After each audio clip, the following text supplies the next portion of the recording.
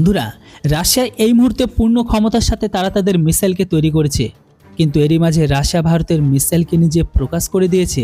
সেই প্রকাশে মোটামুটি সকলকে চমকে দিয়েছে। তো বন্ধুরা, রাশিয়া এটিতে কোনো চমকানোর মতো খবরকে বললো সেটাই আপনাদের বলবো। সেটিকে জানার আগে রাশিয়ার মিসাইল সম্পর্কে কি বলছে সেটা অবশ্যই একবার আপনাদের শোনা উচিত।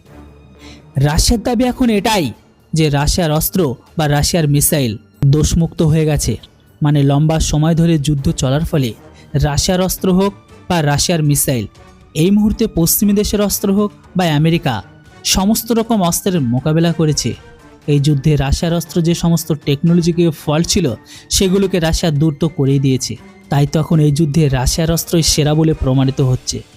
যদিও এই যুদ্ধে রাশিয়া সব থেকে বেশি ক্রুজ মিসাইলকে ব্যবহার করেছে, এরপরে রাশিয়ার অর্ধেক ব্যালিস্টিক মিসাইলকে সব থেকে বেশি ব্যবহার করেছে। রাশিয়া 150 কিলোমিটার থেকে শুরু করে 850 কিলোমিটার পর্যন্ত মিসাইলকে যুদ্ধে সব থেকে বেশি ব্যবহার করেছে। কিন্তু এখানে রাশিয়ার সামনে সমস্যা মিসাইল উৎপাদনকে নিয়ে নাই, মিসাইল উৎপাদনের সাথে যুক্ত মেটেরিয়ালসকে নিয়ে। তো এটাকে নিয়ে রাশিয়ার মস্কো ডিফেন্স প্রকাশ করেছে যে মিসাইল উৎপাদনের লক্ষ্যে ভারত ভালোভাবে নিজেকে প্রস্তুত করে ফেলেছে। রাশিয়ার থিঙ্ক ট্যাঙ্কের কথা অনুসারে ভারত 10 বা 12 বছর আগে ভারত নিজেদের মিসাইলের 70 থেকে 80% জিনিসপত্র ভারত বাইরের জিনিসের উপরে নির্ভরশীল ছিল। মানে জিনিসপত্রগুলো সব বাইরে থেকে আনা হতো। কিন্তু এখন মিসাইল যতই ভারতের হোক না কেন, যতই সেই মিসাইলটিকে ভারত তৈরি করুক না কেন, কিন্তু ভারতের সেই মিসাইল এলে ব্যবহার করা জিনিসপত্রগুলো মানে সবগুলোই রাশিয়া, ইসরায়েল বা ফ্রান্স থেকে নিয়ে আসতো। কিন্তু এখন ভারত পুরো পরিস্থিতি আর স্থিতি দুটোকেই পাল্টে দিয়েছে।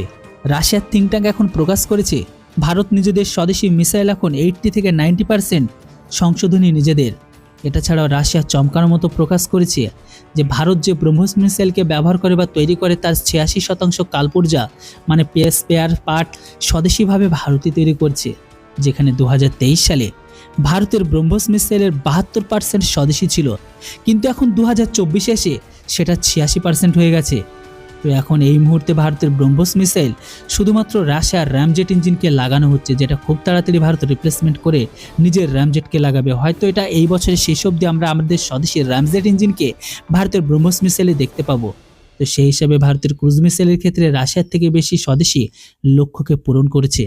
কেননা এখনও পর্যন্ত রাশিয়ার মিসাইল লাগানো অনেক কোম্পানি আছে যেগুলো চীন অথবা সিএসটিও দেশ থেকে নিয়ে আসে তারা। মানে এখন ভারত মিসাইলের ক্ষেত্রে আর স্বদেশীকরণের ক্ষেত্রে বেশি বেশি করে রাশিয়ার থেকে এক ধাপ আগে আছে।